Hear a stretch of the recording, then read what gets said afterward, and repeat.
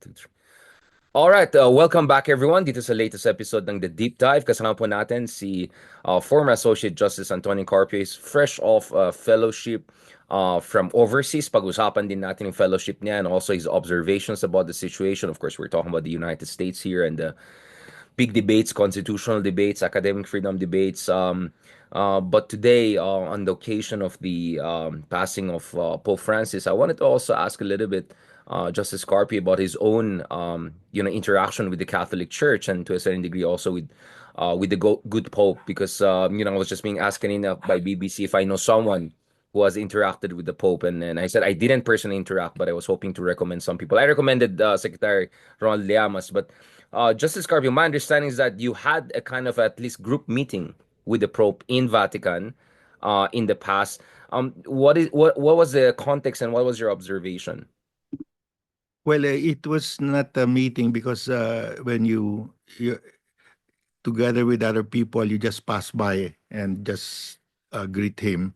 There was no conversation really. Uh, but in terms of what we're doing in the South China Sea, of course, uh, Pope Francis made that decision to accommodate the Communist Party. Appointments of bishop must be made together. Both must agree to the appointment, which I think created some backlash within the church, and I myself, because of our experience, I was not in favor of that. But of course, that is his decision. But it legitimized interference by the state, by the Communist Party, on appointments of bishop, which is, I think, should be solely the purview of the church. I mean, that's a purely religious function. So that's that one particular decision of the church. Uh, uh, I have not fully understood that. Yeah, to be fair to the Pope, because this also came out in his obituary that was just released by the New York Times, which I really recommend because it's very comprehensive. Apparently, the argument of the Pope, including his Secretary of Foreign Affairs, who could be his successor, or at least one of the favorites to succeed him, based on my discussion in Vatican last month, was that first of all, my competition from Protestant groups, and there was a sense that a kind of compromise not only could preserve what Catholic Church had on the ground, but also allow them to be able to move forward. And kasi across Asia, Latin America, and Africa, 'di ba? Lumalaki yung Catholic Church habang sa West medyo nag-declining religious, especially in European religious attendance. So basically it was kind of a hard choices, and under those impossible circumstances they felt that the compromise would ultimately bear out some benefits down the road in terms of preserving at least the momentum of the church and also giving more and more people in China a chance to hear the message of the Catholic Church. So yun yung reasoning nila. Again, obviously I don't think we want to get into political debates at this point in time. Kanina lang I posted something about the legacy of the Pope, and may mga nag-react, especially from the more conservative side, and said maybe this is not the time to have ideological debates. But my sense is justice. The Catholic Church, at least what I can say also, at least here, I'm even more confident in defending the legacy of Pope Francis and hoping that this will continue, is that nakita natin nung panahon ni Digong, 'di ba? Na the Catholic Church, including new cardinal, right? David, um, they they really were at the forefront, right, of being there for the communities, helping with the funerals of the EJK victims. In the case of former Bishop David, sa Caloocan, if I'm not mistaken, he openly criticized the Duterte administration and stood with the victims. What is your understanding of the role of the church during this time, Justice? The reason I'm asking that is because I know in the past a lot of people from our side were critical on the RH bill issue, na feeling namin na parang, there's a separation of church and state, etc. But I felt on the issue of human rights and eventually the help that priests provided to Las Cañas, Matabato, especially Matabato, to provide testimony to ICC, I felt that was a redemptive moment for the church. What is your read of that, Justice? Well, I approved of that because the church is always a refuge for people who are persecuted.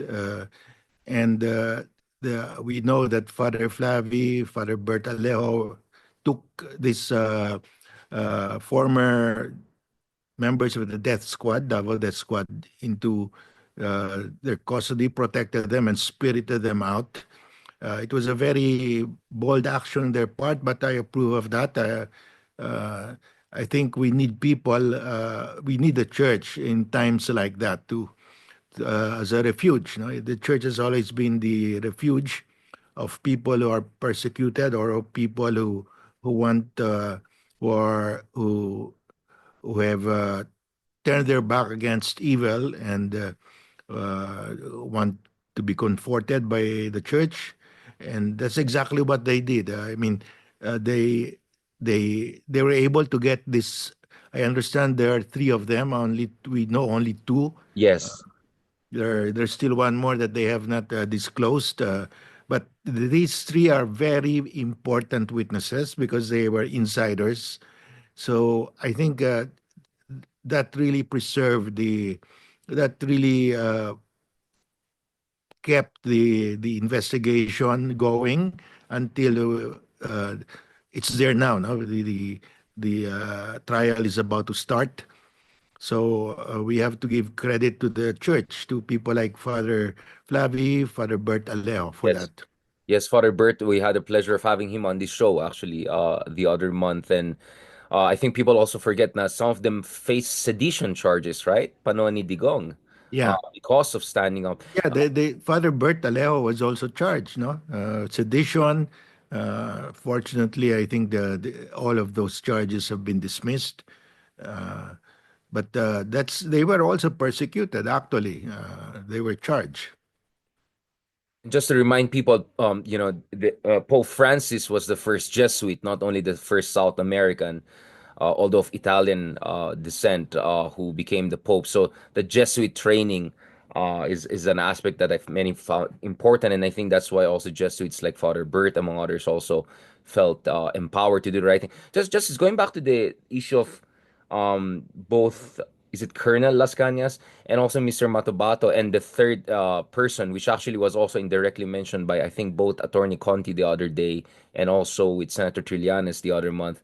Um, Kayo personal justice, when first you heard from Matobato and especially from Las Cañas, considering how senior the position of Las Cañas, what was your read of that? I mean, you come from Davao, so you are quite familiar with the original DDS, really the death squad issue. What was your read? I mean, you were in the Supreme Court back then, right? Yeah, I was in the Supreme Court. I did not meet these people, but of course I read about what they've done. Uh, I think their stories were very credible because they were insiders, and I think we should really protect them and thank them for coming out because their testimony is really very vital. When you say very vital, Justice, you mean in a sense that was like the clincher? Um, Yeah, I would say like because these without are them, you think it would have been harder for ICC to go this far? Mm. yes, because they are the members of the death squad. I mean, they were the ones who did the killing, but they turned witness against Duterte. And then the interaction, they knew they were there. They were the gunmen because they were the ones being instructed to do the killing. I mean, and I've read their affidavits and very detailed. I mean, very. I don't know how the defense could uh, could discredit them because they were there, the scene of the killing. They did the killing actually. Yeah, and indeed, I mean, I also suggest people to read yung special. There was this podcast episode that our good friend from New York Times did with Mr. Matobato, and I really suggest people to check that. The reason why many people were at first parang skeptical is because Las Cañas actually questioned Matobato initially, right? And then later on, he turned also, and actually both of them. they have a very religious, I would even say Catholic backstory to their decision to risk it all, right? I mean, imagine how risky it is for them to turn against quote and was alias Superman, which is really Duterte, right? Um, again, I know, Justice, that our interactions have been 100% secular over the past 10 years, or at least since 2018, since we have been having engagements, Justice. Uh, what is your read of both Matabato and Las Cañas saying that uh, there was a spiritual element that influenced their decision to come forward and take that risk? How do you approach that, Justice, as a, I suppose, a secular person, as a magistrate? Yeah. Well, it's not uncommon that they suffer uh, they they realize the mistake, the error that they've done, and it's a very fundamental change because killing a person, one day you will realize what you have done is wrong because it can never be justified. I mean, whatever you say, you cannot justify the killing of a person. That's the basic thing there. So these people towards the end realized that what they've been doing was totally wrong, and they s- they their minds, their conscience were troubled, uh, and it could happen uh, to people who did it for money and they realize one day that it's wrong and they know that there will be a punishment for them in the afterlife and they're trying to make up for it. So it's very normal for people uh, to turn against their superiors who ordered them to do these mass killings. Yeah, I mean, just for context, I mean, if people have read a little bit of background, in the case of Las Cañas, I think he had a near-death experience in hospital, and if I'm not mistaken, he prayed to Jesus Christ and said, if you know, give me a second chance, I'll try to repent for this. And in case of Mr. Matabato, there was, in this case, a spiritual experience whereby I think he saw Mother Mary or Jesus, and that kind of really shook him into his conscience. Uh, but Justice, aren't you surprised that there are only three who eventually came forward, considering if it's a question of pangs of conscience, it's not like Matabat and Las Cañas or the third person are were the only one carrying this. My suspicion is we're talking about dozens, if not hundreds, of people throughout the years, from the Davao years and later on a mass scale dito sa Manila and beyond, right? Well, I think three is enough because the others probably are afraid for their lives because they could be killed also because that's the penalty. If you squeal, you'll be killed. So they probably want uh, to save their own lives. No, so and it's not easy to turn witness against Duterte. I mean, he has a formidable uh, organization. It's still intact. So they must be fearful for their lives, and uh, and they don't want to. They know it will be difficult. You will be for them to admit because they could be penalized also. Yeah, so basically self-preservation of and That's right. logistics, right? I mean, there's just so many. Matabato, how many years it took for for the heroic Jesuits to take him eventually to the ICC, diba? I think 5 years siya nakatago after coming out against Duterte at least, diba? And even more if I'm not mistaken. So it was really really difficult. The reason I'm asking that is just is because the ICC is primarily about the principles, right? These are the chief architects of the drug war. And we had Attorney Conti the other day on our show, and her argument is that we could talk about 6 people. We could even talk about as many as 11 people. But you're not going to talk about more than a dozen people when, in fact, the machinery of the war on drugs, of course, involve hundreds, if not thousands, of policemen and bureaucrats and all these Eichmann kind of figures. I want to go back to the ICC issue again, Justice, shortly. But before that, the reason I'm asking is because do you expect that down the road there'll be more people coming forward as more principals will be caught by the ICC or more principals will face the prospect of arrest by ICC? I mean, Bato is naturally next, but there could be two, three, if not seven, eight other people also, right? High-level officials during Duterte time. Yes, I would expect that probably 5 or 6 people would be issued warrants of arrest, but I don't think they would go beyond that because that would take a lot of time, and the they are really after the principal people, the mastermind, to set an example. So the others, those who did the actual killing, they'll probably not go after them.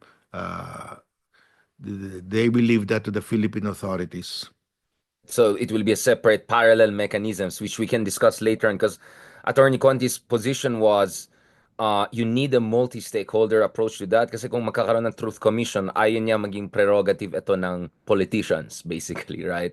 Who have Mm. their own political agenda and axe to grind against Duterte's. Gusto niya multi-stakeholder, civil society. Ako naman suggestion ko is maybe there'll be a kind of a transitional justice and then there'll be like a more long-term transitional justice. But before going there, Justice Carpio, going back to this, um September yung first, what, I don't know, preliminary, pre-trial hearing, whatever you want to call it, technically speaking. Doesn't it make sense for ICC to have other people also na kasabay ni Digong by September? Right? I mean, couldn't that be also a reason na they're waiting for the others para talagang mag-group group ano na talaga trial ito, 'di ba? Since Duterte was not the only one. He probably was the chief architect, but not in Yeah, terms of execution, yeah. yeah, that would be the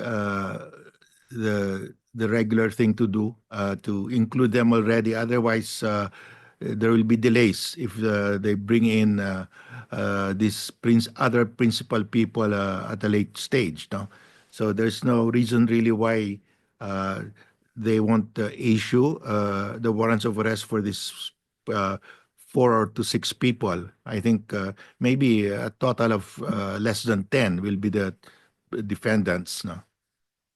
And just as we didn't have a chance to fully discuss this, what is your read of yung mga, my goodness, was it tatlo or apat na yung hearings na Amy Marcos? And at least the first one or so, medyo sloppy yung answers ng government. Do you think that the government improved? Well, maybe they're not optimal yet, pero yung explanations nila around the legal circumstances of Duterte's arrest and he's being taken to the ICC. I don't want to even use the word whisk away kasi yan, papasok na naman yung mga kidnapping discussions and rendition.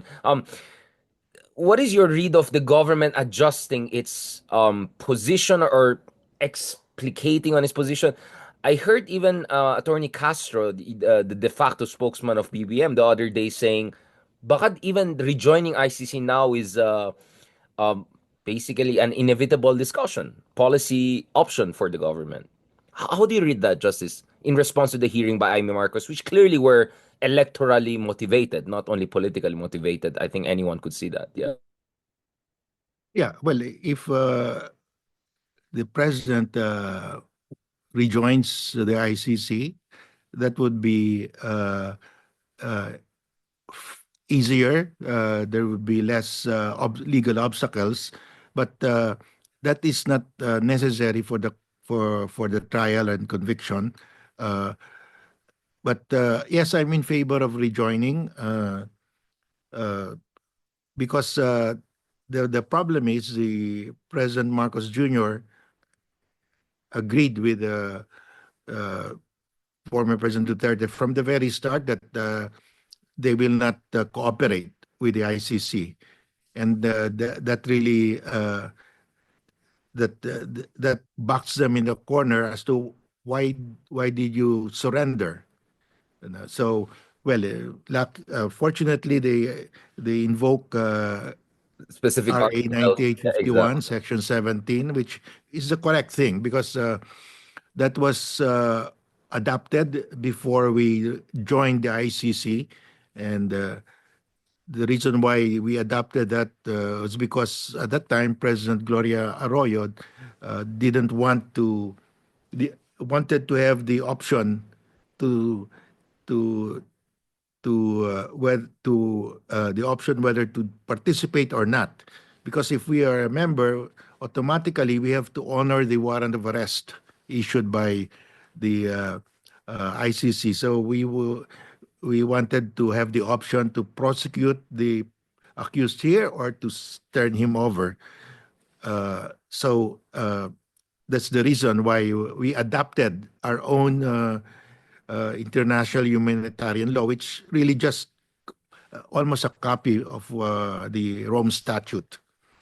But I think to make it simple, we can rejoin, no?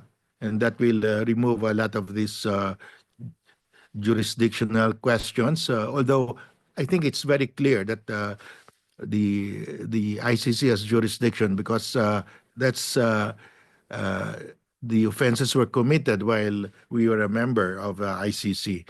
But just to have a peace of mind, just to stop all Smoothen of the these, edges. yeah, Yeah, I mean, smoothen the edges. yeah, smoothen the edges. But it's not necessary, but it's helpful. Exactly.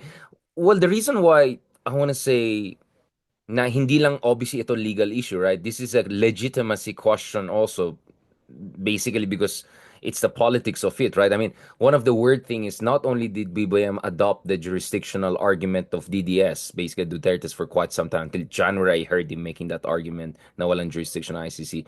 But the lawyer of Duterte right now is from the same firm that Marcos hired to defend their deferral of cooperation and question the jurisdiction. Like, this is creepy, right? This is kind of weird. So basically, not only Harry Roque was their former consultant on this issue, basically Duterte is using the same firm that Marcos was using also, or particularly Menardo Guevara was using earlier, right? To kind of Mhm. push the can down the road.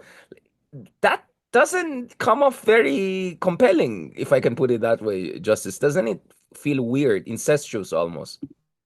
Yeah, it's an inconsistent position, and but they have no choice. I mean, I the mean, way I wala look nang at it, papatol sa kaso nila. Yun na, like, no one is willing to stake their reputation. Wala nang ibang mahanap na, ano? well, I don't know the circumstances there, but what I can say is they really have to. Their strongest defense is the jurisdictional issue, which to me will not save Duterte. But because the evidence against Duterte is so overwhelming, you have three people who follow these instructions, who and so many admissions, especially his admissions. I mean, he cannot get out of that. These are admissions under oath in the Senate and House investigation. So their their best defense is the jurisdictional issue. Which most likely will also fall Yeah, apart. And yeah, that's interesting, right? Sara Duterte is asking for financial assistance. Is it because she knows na they're just throwing money down the drain basically here? Because even they know internally na malabo yung arguments ng mga to. I heard some critics even at The Hague telling me na they won't be surprised Duterte's current team will leave him after September or so once, it's crystal clear na untenable yung position nila. Basically, operator daw yung mga yan. I didn't say they're Harry Roque level operator, um, but isn't it risky for Sara to open their bank accounts? Kasi 'di ba ICC wouldn't just give you financial assistance, right? They will have to investigate if, you need that assistance. Doesn't that trap them basically down the Trillanes trap, which is, yeah, buksan natin accounts ng mga Duterte, tignan natin saan galing pera nila. I mean, wasn't that a weird move by yeah. Sara I think it's Duterte? just PR that they don't have the money trying Kawawa effect, to. pawa effect. Yeah, that's the meaning of that. But we of course know that they have the funds. Oh, well, they have the funds, but they have many gastos also, right? There's an election going on, and Sarah will need a lot of resources as things get more interesting in the coming months. Just in the 2 weeks or so you were away, and we'll talk about your time while you were away, and the situation obviously in the US right now, which is also quite crazy, and a lot of constitutional issues are coming up. Medyo nagkaroon talaga ng rallying effect, no? Or at least what we call consolidation, crystallization effect. Bato is number three now in some surveys like Pulse Asia. Bongo is number one. Even Mark Oleta is suddenly within the range, and Philip Salvador pumasok pa. And practically all of the Duterte aligned elements, with the exception of Jaime Marcos, right, have been doing very well in the past weeks or so since Duterte's arrest. So it looks like the sympathy factor is a factor after all, at least so far, Justice. What is your read of that? Is your read that is a temporary thing? It's just natural. Ganun naman tayo Pilipino. Naawa tayo kasi matanda si Digong, ganun. Is your read also pumalpak yung administration in terms of coming up with a compelling argument para hindi maawang tao dun sa mga tao na allegedly engage in mass atrocities? What is your read of this whole situation, Justice? Because indeed, nagkaroon ng Duterte bump. Well, I find it strange because the surveys show that from 52% of the people who want to hold Duterte accountable, it went up to 62. So it's a 10-point increase. That's huge. But at the same time, the the candidates of Duterte inch up in the survey, went up. So there seems to be a Dissonance? disconnect, Yeah, dissonance. Yeah. yeah, dissonance there. So we have to, but to the question, if when the question is, should Duterte be held to account? It's clear from 52 to 62. So that's more direct, no, rather than if you look at the rise of these candidates, uh, because if you look at Bongo, I mean, his Malasakit Center helped a lot of people. So you can say that that is the primary reason why he's up Nation. there.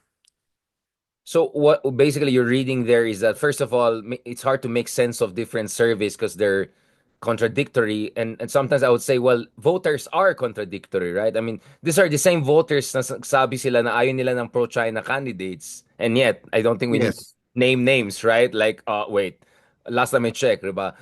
We in the past we heard ayaw ng tao ng corrupt.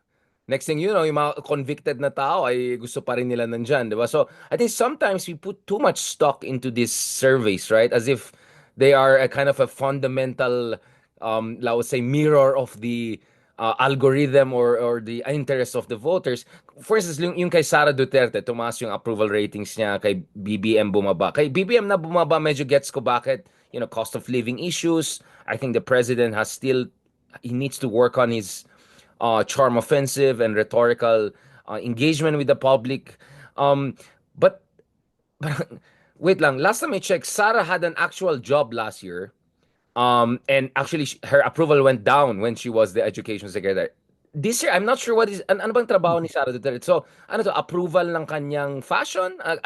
Approval ng kanyang aesthetics? Hindi ko gets. Like, kaya nga hindi ko na pinatulan yung mga ganyan survey. Like, okay, approval of what of Sarah? What has she done as a public servant, right? Last time I checked, she has been all these weeks just with her dad and taking care of her dad's case, which is a partisan familial issue, right? So, kaya minsan ayoko na seryosohin yung mga surveys, but natin pinapatulan? Do you think, Justice, that sometimes we're putting too much stock into surveys and maybe it's really a question of what is the rule of law, right? And what is right?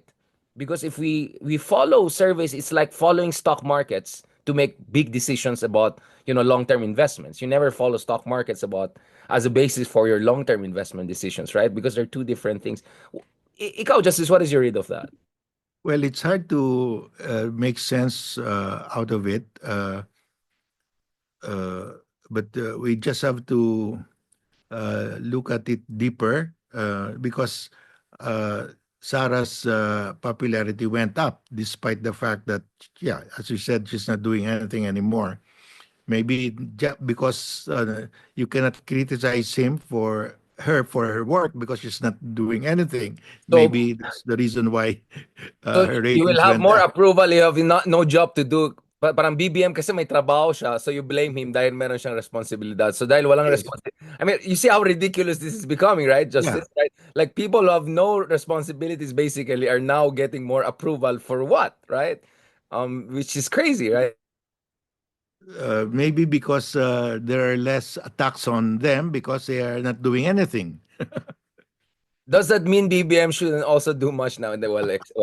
Last time I checked, he's commander-in-chief, right? Yun yung problema natin, Justice, no? Minsan talaga parang, papatulan ko ba itong mga surveys na to eh? And minsan naiinis din ako, parang hindi po trabaho ng mga legal experts and political experts to just analyze surveys, right? There's so much more to our democracy than surveys, right? Justice, I mean, this is about civic duty and rule of law. Yes, but the surveys are not always correct. So we will see. But we should not give up explaining to the people the because that's the only way really to get the correct results from the people, correct actions. And you're encouraged at least by the increase in numbers of support for ICC, diba? Yes, Yes, exactly. Although that's that's it. yeah. That's the positive sign there in the surveys that 62% of the people want him to be held to account. And for me, that's the important thing. That's interesting, Justice. So what happened was I interviewed Dr. Garcia, who heads the WR numero, who also has that number, 62% among others. So I think Okta people also have been tracing this. Nakita natin yung increase. Interestingly, Justice, I had a meeting with a major corporation in the Philippines who do their own consumer sentiment survey, and they showed me yung very detailed breakdown, regional breakdown. Based on their study, the numbers are not as encouraging, but importantly, meron regional, parang some would even say tribalistic divide. So for instance, the highest support for the ICC is in, guess where, Justice? Northern Luzon, basically, right? Mm. Benguet Province, Mm. Ilocos, basically, where, Marcos comes from, right? And guess where is the highest level of criticism of ICC, right? So when I saw that number, medyo parang, so it looks like responses of people are still refracted through that kind of north south, those kind of dynamics, right? I mean, as you know, Justice, I got into trouble because some people spliced my interview on the Human Development Index issue, right? How do you think about that, Justice? That meron din tayong ganyan problema na minsan it is also a kind of a regionalistic approach when this is fundamentally a humanity issue and human rights and rule of law issue. How should we deal with that? Well, I think we have to factor that in the regional regional issue because if you are from Mindanao, especially if you are from Davao, you would be defending a hometown candidate, and that's why the survey show that in Davao, former President Duterte is still leading uh, by a huge margin, no? For the mayor, and well, for me, that is somewhat given, considering that uh, the we are more regionalistic than other countries, no? Although, I mean, I would say, talking to Italians and all, they can tell you a lot about, Palermo versus, so to be fair, I think this is not unique to the Philippines, but, from my own experience of getting super bashed the other month for just mentioning lang yung differences in Human Development Index from Benguet Province to certain other areas, na-realize kong malakas talaga yan eh. So, actually, that number I saw, Justice, was something more like 91% in certain areas are against Yes, ICC. Like, so yeah. basically, it's 9% Well, agree. you can That just was like, imagine that that was even shock. Oof. in Ateneo de Davao, a Jesuit school where I studied from grade school to high school. Uh, Duterte family are leading in the survey. Well, I could also say the same thing about, well, just as you also have Ilocano connection, right? Like, very smart schools in the north of the country, right? People liking Marcos again or still like Marcos, right? Kaya parati ko sinasabi, ako, I'm Ilocano, I'm proud Ilocano, proud Baguio boy, but I never voted for Marcos. I'll never vote for Marcos. I'm critical of Marcos. And I always hope ganun din sa mga ibang mga kaubayan natin na sana hindi tayo mapapadala sa mga regionalistic political agenda ng mga trapos sa mga others. But unfortunately, it is what it is. Kasi just I was really shocked. Like when I saw that 91% in certain areas, like, wait, like that means 9 out of 10 people ay okay lang sa akin nila yung ginawa ni Duterte. Parang ganon. Like, that was a bit shocking to me. And then, of course, for my people in the northern of the Philippines, also like parang, of course, it's convenient for you kasi kalaban. You know what I'm saying? So, medyo mahirap maging, you don't want to be cynical, but this is also the reality that we have to cope with, Justice. But again, there's always the silent majority, right? Like, I noticed when I was in doing lives, when I was in Roma, I was in Hague, maraming mga OFWs just isang, kasi pag nagla-live ka sa isang bansa, ang ita-target ng algorithm, yung mga audience mo sa location na yan. So if I Mm. did live in Rome, yung mga OFW in Europe or Mm. OFW. So actually, ang dami nag-comment, sabi nila, Justice, interesting nga, sabi nila, ay, hindi totoo na lahat ng OFWs ay pro Duterte. In fact, yung iba nga sa amin, kinakayangan namin yung nangyari or ayaw namin sumama sa iba. Nadadamay pa nga kami, di ba? And then you had that incident in Qatar, etc. Yung mga ibang OFW were messaging me, some even posting it publicly na dinadamay nila kami. Hindi naman kami lahat pro Duterte na actually some would even say the majority of OFWs are actually just like majority of Filipinos, right? Medyo ambivalent. It depends. This election they like this person, that election, a lot of them voted for Digong before, but now have different opinion. So kaya nga ako rin, I want to avoid also yung monolithic na pag ito, ganito. Kasi medyo fluid siya eh. Kaya I also agree with you, Justice, na we still have to fight the good fight, right? To win over the hearts and minds in the right direction, in the direction of a right side of history for that matter. Um, Justice, going back to this, what is your read of the Duterte legal team parang dictating the terms of engagement for the prosecutor side, including on the issue of, I don't know if you saw it, right? Like, parang that was weird. Na parang, yung team ni Digong pang nagdidikta, anong pwede dun sa mga, kunyari, yung mga witnesses, di ba? And Attorney Conde was telling me, like, remember some of these witnesses, never sila nagkaroon ng passport, hindi pa sila nag-travel, a lot of them come from Inday. I mean, that's a very Harry Roque way of approaching it, right? I mean, what is your read? Like, anong pake ng team ni Digong to dictate to the other side how they can approach their witnesses and evidence? Well, the lawyers for Duterte would always do that, but of course the court will not allow that. They'll block that. But that's the normal course of a lawyer defending the accused, no? But going back to the surveys, uh, the reason why I think 62% of the people want Duterte to be held to account and Sara's popularity rating went up because the Sara has not been connected yet to the extrajudicial killings. No, so from the point of view of the people, uh, Sara has not been the evidence against Sara has not been aired yet. No, so they don't think Sara is involved. But of course, the testimony, the affidavit of Las Cañas and Matobato linked Sara. No. Okay, so basically your read, Justice, is this your read na naturally Bato should be next in line, right? Because he was the chief executioner at least in the early days. Maybe another PNP chief also that came after Bato or two. Um, but Sara's mayor of Davao, one of the largest and most developed cities in the countries, could also be within the crosshair of ICC. Do you think that would make sense? Because she Yeah, was a mayor of a major city. I mean, Davao is one of the most yeah, developed. because there's that affidavit that she continued the EJ case when she was when she became mayor. But for the Filipino public, they have not really realized that yet. No? They haven't. Because just sa tingin nyo, nagkakulang ang media, nagkakulang ang admin, nagkakulang civil society. Anong basa niyo po? Well, because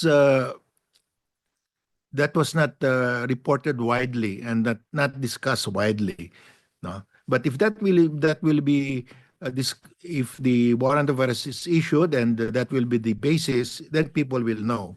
But right now, I think people have not really connected her to the EJ case, no. So naturally, that should be the next step if there is the preponderance of evidence, no? Justice meaning on the part of government, ICC, and civil society groups na nagdi-defend dun sa mga biktima ng EJK, I suppose. Yeah, if a warrant of arrest is issued against her or anybody, the court will normally explain why. No, so that will come out if once there's a warrant of arrest.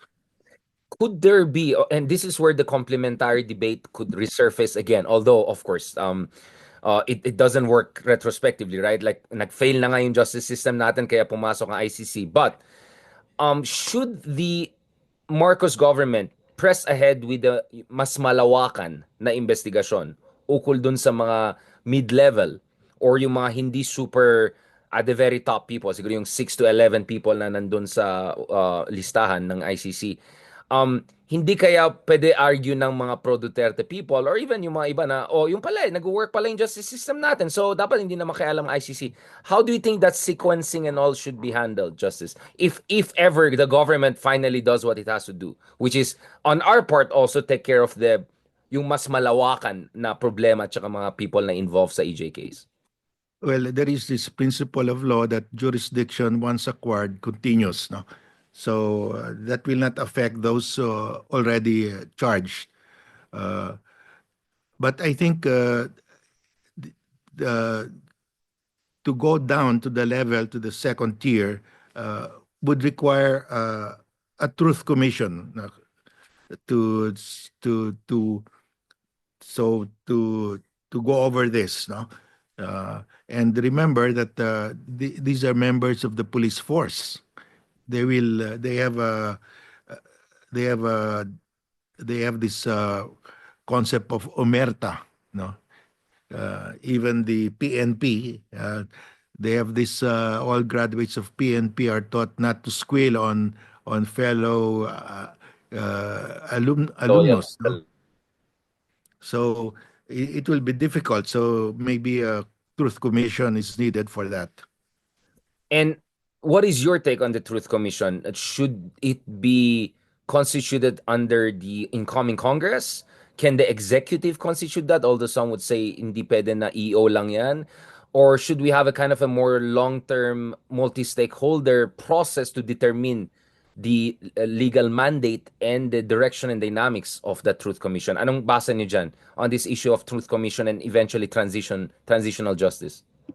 Well, ideally, maybe a law could be passed, no? But the executive has the power also. The president can create that because he has the power to investigate. Uh, as long as it applies to everybody, no one is targeted. So uh, I don't think anyone can complain that it's being targeted because many people will be affected here. So there's no one who is targeted if you go to the second tier. No.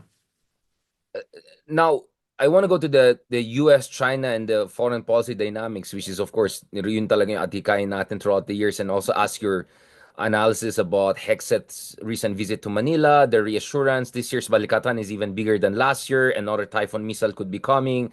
F-16 deal, $5 billion, has so far at least been technically cleared.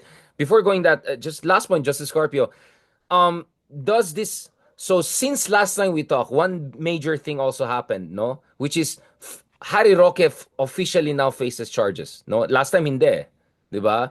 Ngayon, what is your read now that Harry Roque is facing these charges? Does it make it harder for him to stay in The Hague and enjoy the tulips, or does it make it easier for him to say persecuted siya?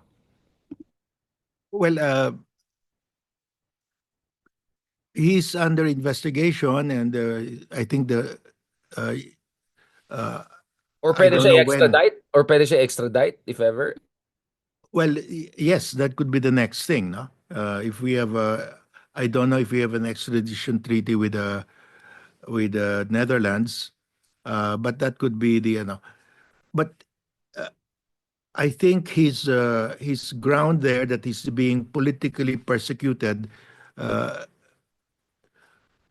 might not hold water before the uh, Dutch authorities because it's very clear that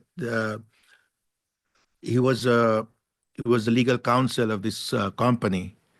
So it's very Lucky, difficult lucky for him to 19 say again. that it's a politically motivated. So But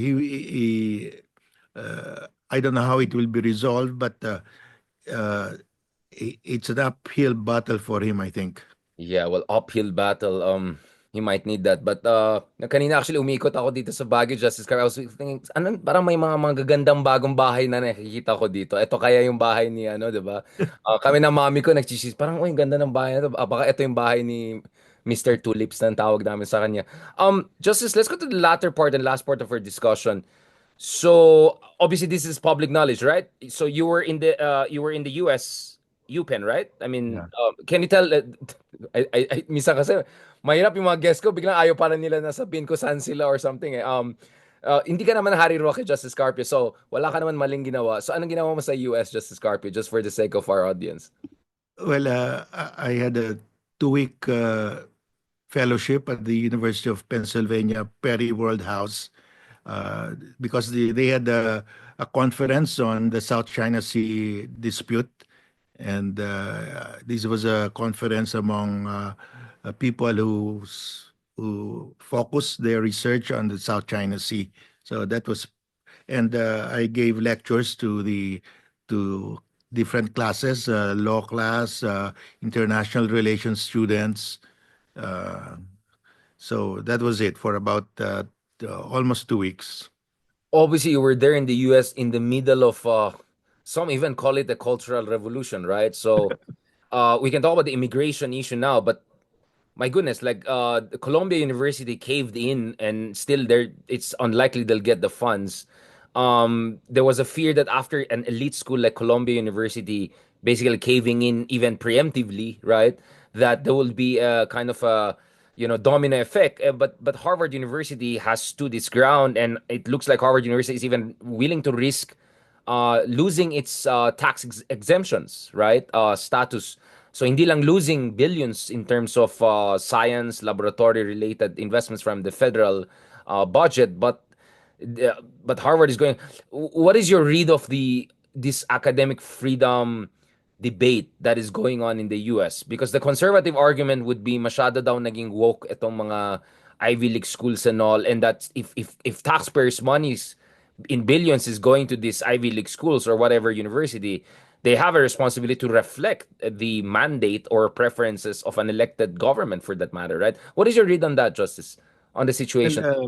when I was there, even University of Pennsylvania was lost 200 million US dollars for their medical research, but something came up.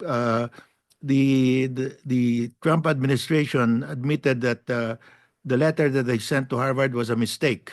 I mean, They do they that. said that They it do should that not have been sometimes. Yeah. sent Yeah. Wala daw because I think. authorization yung letter daw, hindi daw na ano, oo. Parang Yeah, incomplete so I daw. think they realize that they're going to lose because this is academic freedom. I mean, the purpose of a university is to search for the truth. You cannot you cannot say that you have to follow these policies. I mean, Trump wanted to be the president of Harvard University in effect. So I think they knew that they realized that they made a bluff. They were able to intimidate Columbia University, and UPenn, University of Pennsylvania, was quiet about it. But when they went after Harvard, Harvard knew that this was that the Trump administration will not win on these issues before the Supreme Court because what is at issue here is academic freedom.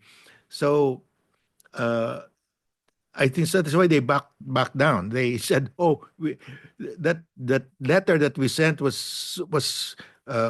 shouldn't have been sent. Kasi walang That was not signature or authorized." So authorization. they walked back everything, and so I think but they have not withdrawn it. I mean their attack. But when they said that it should not have been sent, I mean that their entire argument collapsed already. I mean, to be fair, other schools, and I don't want to play this East Coast, West Coast, whatever, Midwest kind of, enough of regionalism and all, baka mampahamak na naman tayo. But in fairness, just to be clear, also Princeton University president gave a very strong interview, I think, to New York Times the other week, saying there's no way they're gonna. So a couple of East Coast schools, Ivy League schools, also made it clear. So just to be clear, hindi lang Harvard ang nag-hardline na there's no way we're gonna cave in. Yeah. Just to give credit also to the other schools, because I don't think Harvard made that decision in isolation. I think they were confident that Princeton, Yale, and other elite schools in East Coast would also hold their ground. So they felt they were not alone in this. Yun nga, kaya biglang Colombia standouts in the wrong way. But there's the other side to this justice, right? Kaya sabi ko, this has a very Duterte feel. Like yung mga first 100 days in Duterte, parang idea na he could get away with anything, right? Including do you again justice your justice in the Philippines, but obviously the Philippine justice system has a lot in terms of overlap or in terms of heritage from the US jurisprudence. I keep on hearing our legal friends in the Philippines even citing the jurisprudence in the US Supreme Court. What is your read of on the immigration issue? I mean, if you look at the case of Kilmar, there are a couple of other cases that less known, but I've been also looking at. I mean, they're just dumping people into El Salvador, and then the El Salvador president is saying, "Oh, I'm not gonna bring back terrorists." Then Trump is saying, "Oh no, I'm not gonna take terrorists. I'm not gonna tell El Salvador what to do." And then and then retrospectively yung iba, kahit mali daw yung pagkuha sa kanila, biglang, hindi, pero member to ng gang, right? There's another case, this young kid, I think 18-year-old, si Teran, right? Who, like, from Venezuela siya, he came legally through the process during Biden and all, but he had a kind of a criminal conviction in Chile, and then yun ang ginamit laban sa kanya to say he belongs to some dangerous Venezuelan gang. Parang, minsan parang naalala ko yung panahon ni Digong na pag may nangyaring tokang, tapos alam nila mali yun, retrospect, hindi, siguro drug addict yun, or sinabi nga ni Bato, di ba, things happen, right? Um, I know it's not the same because we're not talking about extrajudicial killings, but in terms of like pushing the boundaries of executive power, in terms of undermining checks and balances, because your power as a Supreme Court justice in the Philippines was a reflection of that American style separation of powers and checks and balances. What is your read of that? That Supreme Court is now even demanding the government to correct some of these mistakes, and it looks like the government is not as receptive as it should be. Well, the issue of due process is very strong. I mean, you can deport them, but you have to go through a process. That's for in our system as well as in the U.S. That's a bedrock principle. And I think the U.S. Supreme Court will stand its ground here. That okay, if you have anything against this guy, bring it out and we will support you. But you just cannot say, "We sorry, we made a mistake." I mean, that is against due process now. So you have to correct yourself if if you made a mistake. Do you, So I think the Trump administration cannot win on that issue on due process because uh, if you allow any administration to bypass due process, then that's the end of democracy. Speaking of the end of democracy, are do you think that the U.S. justices should ask advice from Filipino justices on when you were dealing with Duterte, who was openly defying, including co-warrantoing your former colleague, former associate as Supreme Court Justice Sereno? Well, I don't think they read our decisions, but That would be interesting, right? Like, because this but is uh, the U.S. Supreme Court has been berated for for that decision, saying that the president has almost unlimited Immunity, yeah. immunity. Immunity issue, yeah. I That was think that was an overreach, and that emboldened Trump to do all of these things. And so they're trying to walk back now. yeah, and my understanding is that the argument is also is that because this involves El Salvador, a detention center there, this is a foreign policy issue. Therefore, other branches of the state basically owe deference to the president. That's the line I've been hearing from a couple Yeah, of top level officials. yeah. In the area of foreign policy, the president has a wide discretion, but since they said they made a mistake, that's their problem. I mean, they cannot say that. Oh, sorry, we made a mistake. It cannot be remedied anymore. They have to do something to remedy it because they admit it was a mistake. That's the problem there. You are given a wide discretion if there's nothing wrong with what you did. Last point, Justice. Again, during our previous UTAC forum discussion and also here on our deep dive podcast, you were quite critical of the Trump administration's reliability when it comes to its alliance commitment, even in Asia, right? Because I think some of our friends, including the government, were saying, yeah, siguro kung nasa Europe ka or Ukraine ka, unfortunately, yes. But if you're, frontline Asian ally, maybe not. What is your read of the fact that as we speak, I think Marco Rubio is planning to head to the Philippines. Pete Hegseth was here the other month, and he cleared even new, the weapon systems to be deployed for the Balikatan. Even a second Typhoon system could come in. A $5 billion F-16 fighter finally cleared, at least at the technical level, although yung pera will be the issue again, as always. Um, don't you think maybe Justice we're a bit unfair in terms of US Philippines at least? Kasi parang sympathetic sila sa atin. Again, I don't wanna, you know, ako kasi I believe in engagement. I mean, the good Pope Francis made J.D. Vance for a few minutes yesterday, right? And in fairness to J.D. Vance, even though he has a much more conservative understanding of Catholicism, he was very deferential to the Pope in his message of kanina in sending his condolences. I- isn't it just maybe we're being a little bit too skeptical, or maybe things are good now but they could change radically? What is your read based on the facts on the ground so far? Well, as I said, uh, everyone below Trump, uh, I mean, more or less, we know their position. Uh, but the problem is Trump himself, very unpredictable, and I think everybody agrees with that. But there's something that worries me because uh, in the South China Sea, as in Ukraine, the reason why Russia is annexing Ukraine, part of Ukraine, and why China is claiming the almost the entire South China Sea is because of national security. I mean, that is the reason. And Trump is using the same argument to claim Greenland national security. So that's the big problem because the that puts the U.S. in the same camp as Russia and China. And uh, how can we now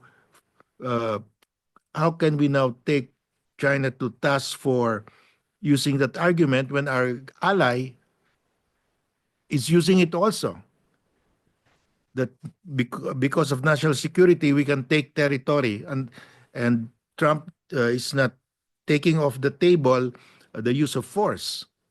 So you're talking about permission structure, basically. That US is normalizing this kind of imperial Yes, expansion. It's because the U.S. is actually helping uh, Russia and China convince the world that national security is a ground for is a valid reason for annexing territory. I mean, that's not what the UN Charter says. You cannot you cannot use force or threat of force. You have to go to arbitration. But if Trump will support that basic argument of Russia that because of national security, we can take the territory of another country, then we're back to 19th the might century. is right era, Yeah, I mean, and all these nuclear armed states will just trample on the smaller states, no? But and uh, in that case, so what will happen there is countries like South Korea and Japan, maybe Taiwan, will go nuclear because that's the only way they can protect themselves. so basically it's the erosion of the rules-based order or Yes. attempts at the rules-based order. Um, I'm so it's hard to argue how Trump is a rules-based order kind of guy, except there's this interesting argument, Justice, right? As we speak, Trump is normalizing ties with Russia. He's so far the talks with Iran are also going well. So one argument is that what if the US really here is just isolating China from its other call them Axis powers, revisionist powers. Because if you look at it, for instance, on tariffs, right? It's only China which is so far being beaten down big time. I mean, like as we speak, it's like 124% tariff rates. There's an all-out trade war.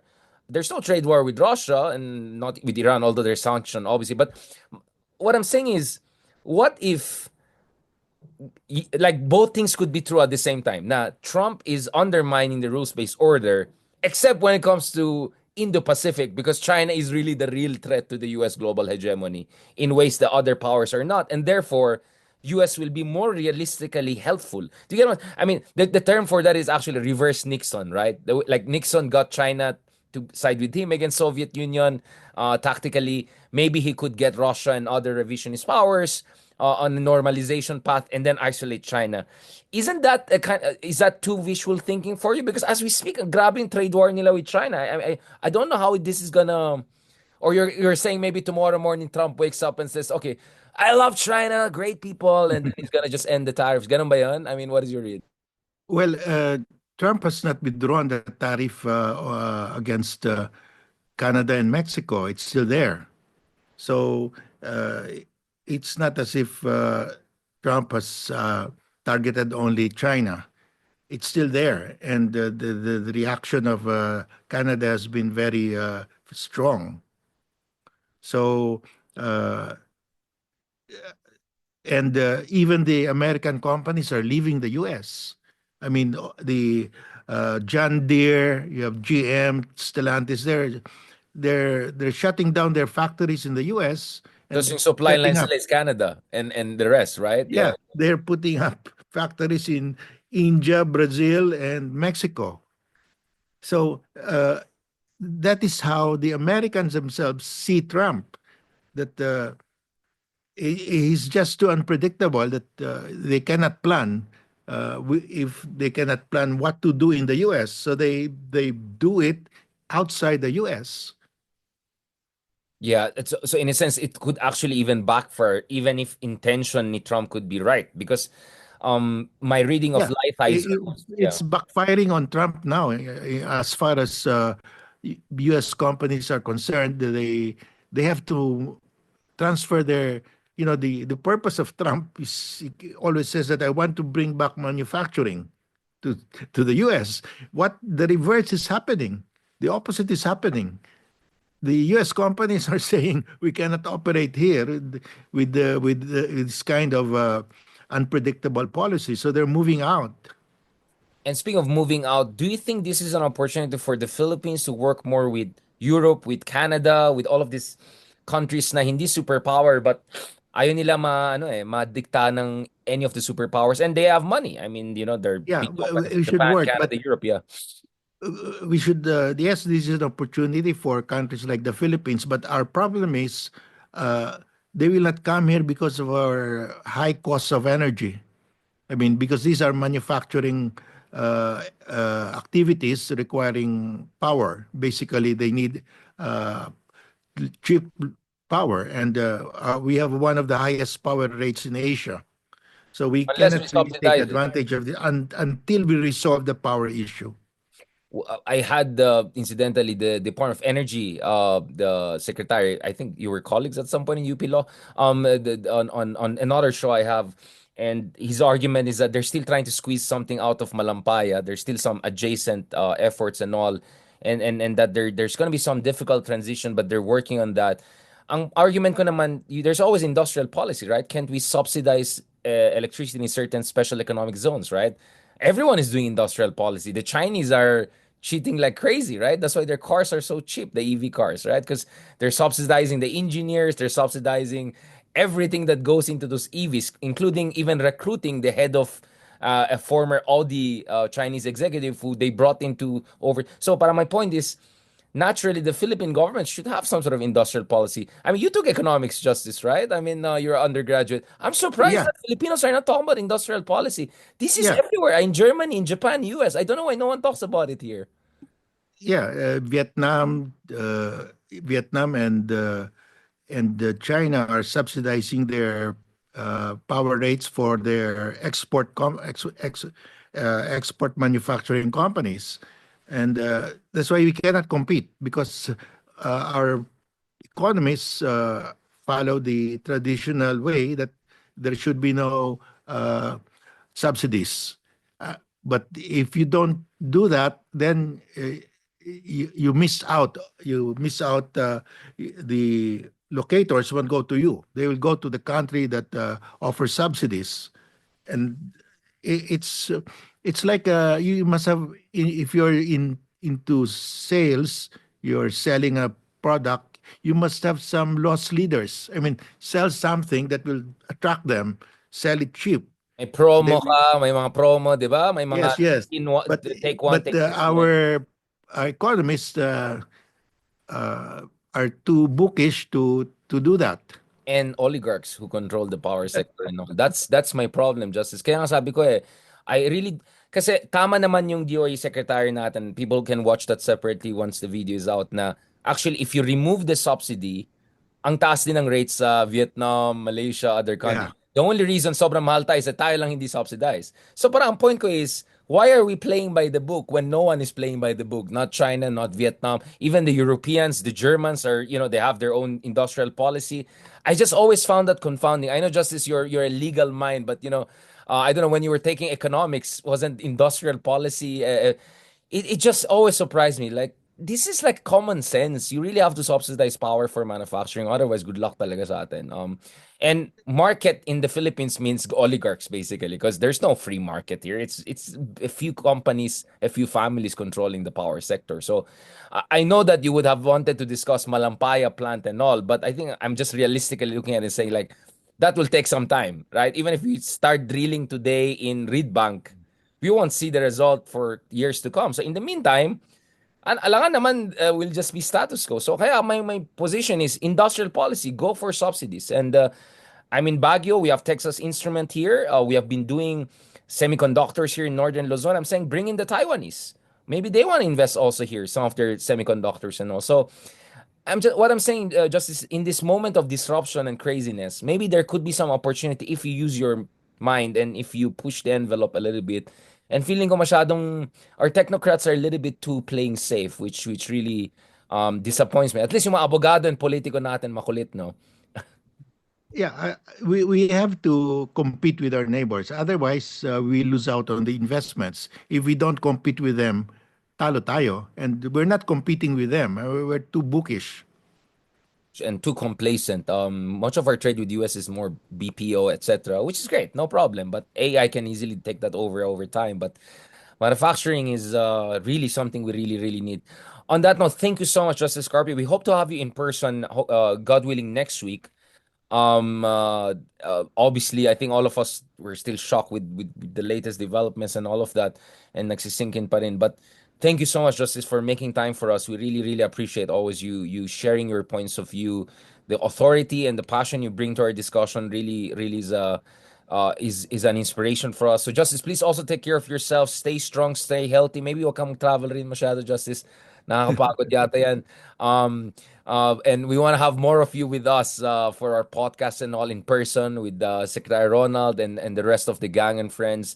And malapit ng elections, Justice. So we really need people like you to continue to educate our people. Parati ko sinasabi, hindi po yung problema yung bobotante. Ang problema natin, even yung middle class natin, mukhang kailangan ng proper political education. Did you know, Justice, I had access to data. Candidates like Kiko Pangilinan, their highest share of vote is among E and D na walang property. Their lowest share of vote is ABC. So actually, what Wow. people don't know is, don't emphasize is yung ABC, which is really C, di ba? Kasi yung A and B naman Mm. nasa ano yung gated communities. Hindi sila they are more like Duterte or even Marcos, di ba? Hindi sila progressive. So our middle class, unfortunately, is not as progressive as people think. And as a share, actually, they're even more, in the wrong side, I would say sometimes. So I know this is a sensitive issue, but this is also at the heart of the new book by one of my mentors, Dr. Walden Belly, who just released his new book, Memoirs, Global Battlefields, when he discusses his experience in Chile, whereby the middle class turned against the Allende government and supported Pinochet. Maybe, Justice, I'm kind of pushing you to write also your memoir. Are you working on a memoir, Justice? Well, not yet. I have to finish the territorial dispute. I hope to Of finish course. my book because I've written on the maritime dispute. Of course. And hindi ko sinasabi na you're senior or something. Justice, our prayers and love for you for decades. We want you with us and we love you so much, Justice. It's just that medyo emotional ako today kasi I started writing a review of Walden's book. And I remember when I was very young, I was like 20 plus lang noon. I was telling Walden, one day maybe if you write your memoir, blah, blah, blah. And now I realized the memoir is finally there. And when I was reading the book throughout the Holy Week, medyo naging emotional ako. So I started the morning with that, and the next thing I know, also Pope Francis passed away. So it was a very overwhelming day. But all I want to say is, Justice, um, what I saw in the memoir of Walden is very interesting because it's not just his personal memoirs. It's kind of like a introduction to his whole oeuvre, his range of works. So maybe my suggestion for people is when you do memoirs, kind of, hindi naman cheat, but kind of give a concise summary of your different works throughout the years, whether it's your work as a justice, your work as an intellectual and scholar. Because I think justice, in our era of short attention span, this is the best we can do, right? For people, para pag tinamat ka, basahin lahat ng libro ni Walden Belli or Yeah. tinamat ka, basahin lahat ng mga jurisprudential intervention ni Justice Carpio. Pag binasa mo itong libro na to, may idea ka na. No? Ito talaga yung contribution ni Justice Carpio, etc. So, mabuhay ka, Justice Carpio. Thank you so much again for your copy of the West Philippine Sea book, one of my most prized possessions. And I really look forward to your new book and more than happy to endorse and review that, Justice Carpio, on our platforms, among others. And God willing, Justice, I hope also you'll hopefully put also some time aside to create some sort of inspirational memoir, maybe for next generation of Yeah. publicly minded legal scholars like yourself. Mabuhay ka, Justice. Maraming Thank you, salamat. Richard. Thank you to our viewers. God bless po. See you soon, Justice.